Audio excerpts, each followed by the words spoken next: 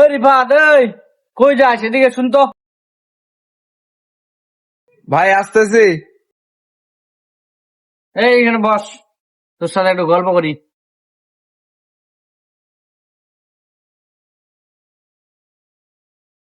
এই রিফাত, তুই রোজা আছিস?